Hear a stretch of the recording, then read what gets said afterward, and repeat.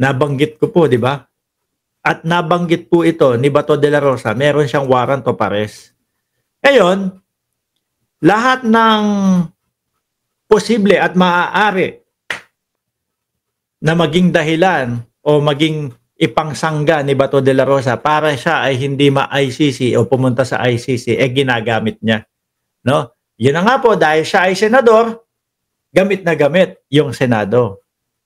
Sabi niya kay Chis Escudero, kung maaaring kupkupin siya. Sabi ni Chis Escudero, kukupkupin ka or tutulungan ka ng Senado hanggang sa pinaka o hanggang sa legal na pamamaraan. Pero pagka illegal na, hindi na. Na-realize ko ho, mga kababayan, na parang break ngayon ang Senado, di ba? Siguro mag-iisang magkukulong doon si Bato de la Rosa. Kumbaga, pag si Bato de la Rosa ho ay nagstay, mga bossing, sa loob ng pasilidad ng Senado, yan. Sa pasilidad ng Senado, hindi siya pwedeng arestuhin. Ano po? Isa sa naisip ko, yung kandidatura ni Bato de la Rosa, up and down eh. At kagaya ho na sinasabi ko, sa 5 daliri ko, mga boss, etong isa na to, pumapasok si Bato de la Rosa sa top 12. No? Etong 4 na ito, nalalaglag siya. No? Up and down naman, kada buwan may ganyan. Papasok, tas lalabas, papasok, lalabas. Delikado ho yun. Malaki ang tsansa na hindi manalo ang dating etong si Bato. Ngayon, as a senator, hanggang at 30 na lang siya. Hanggang at 30. Di ba? Na June.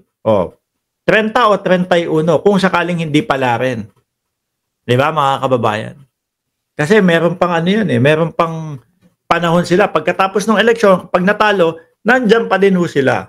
No? Tapos papasok na yung mga bagong nanalo ng July 1. Kung ganon, paano kapag pagka July 1, sinerve yung warrant of arrest, di wala na. Wala na yung pwede niyang panangga na na Senado. Di ba? Wala na yun. Basahin natin to. Tapos sasabihin pa ni Drilon, Senate can't save Bato de la Rosa if Marcos admin enforces ICC arrest. Naku, hindi daw pwede. Senado, hindi pwedeng isalba si Bato de la Rosa if sinabi ng administrasyon ni Pangulong Bongbong Marcos na i-enforce yung ICC arrest. Bakit daw ho? Sabi dito, Senate President Francis Escudero is powerless to prevent the arrest of his colleague, Senator Ronald de la Rosa, especially if the administration really wants to enforce the looming arrest warrant from the International Criminal Court. This was according to former Senate President Drilon, who said the Senate can do nothing if the executive department under President, ganun pala yun, Bongbong Marcos really wants to enforce the ICC arrest warrant due to Interpol. Wala din pala. No? Basahin natin. Sa aking tingin, wala po siyang kapangyarihan. Sinasabi nito ni Drilon kay Chis. Sa aking tingin, wala po siyang kapangyarihan na pigilin ang arrest warrant dahil po ito ay pinayagan ng executive ng Pangulo ng bansa. Pinayagan po na iserve yung warrant ng presidente, digong. Kaya this is an executive function. Trabaho po ito ng Pangulo, hindi po ng Senado. Naku. Iiyak lalo si Bato de la Rosa dito. Yun na nga lang yung kinakapitan niya at kakaunting panahon lang. Ako ang nakikita ko kay Tobats, malapit-lapit to sa pagtatago ang kahahantungan nito. No? Dahil sa umpisa pa lang naman mga boss, ramdam at alam na natin na ayaw niyang magpa-aresto Diba? Sabi ni Stemildo, no more protection to Bato. The ICC smart when to serve the warrant for Bato, kaya Bato itaga mo sa Bato.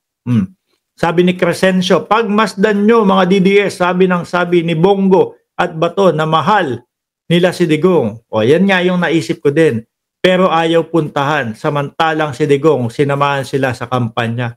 Ako ho, kung ako yung nasa sitwasyon nila at nandun na din yung pangalan ko, sasamahan ko yan. No? Sasamahan ko yan.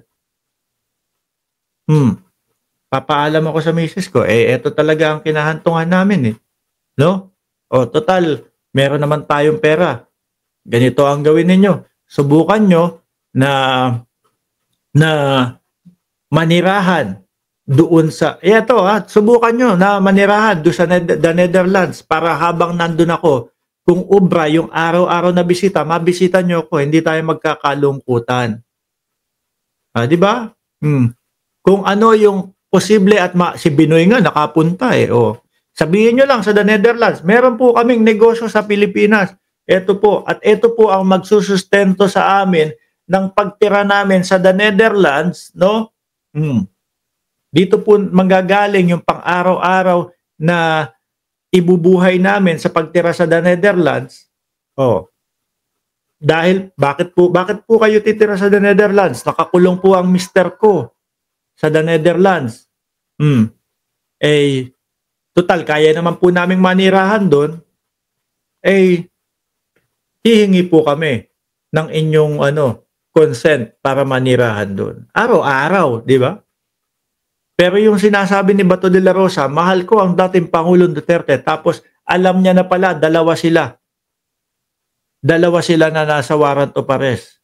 Ang ginawa niya, dito na lang po ako. Paiwan na po ako dito. Paiwan na po ako dito. Di ba? Ang tingin ko ho doon is hinayaan niya ang dating Pangulo. Mga kababayan.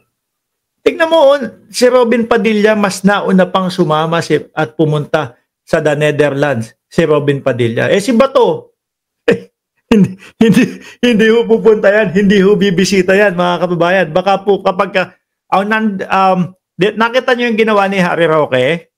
Di ba si Harry Roque? Merong yung parang mikropono sa labas. My name is Herminio Harry Roque. May ganon, di ba? Tapos parang sinabi niya, hindi alam ng dating Pangulo o ni Duterte na bibisita ako, na nandito ako, bla bla bla. Alam mo, pagtapat ni Bato de la Rosa doon, my name is, ano ba pangalan ni Bato? Yung real name niya? My name is Bato de la Rosa. Baka may sumagot, you're from Philippines? Yes. You are the senator in the Philippines? Yes, sir. Sige, pasok ka dito. Ronald, tara, pasok ka dito. Wala nang labas. Wala nang labasan. Baka magpasalamat pa kay Senator Bato. Sabi, thank you for coming. Hindi mo na kami pinahirapan pa. Hindi ho gagawin. Hindi, nakikita ko ho na hindi gagawin ni Senator Bato de la Rosa yon. Diba? Malabo. Baka hindi na ho umuwi eh.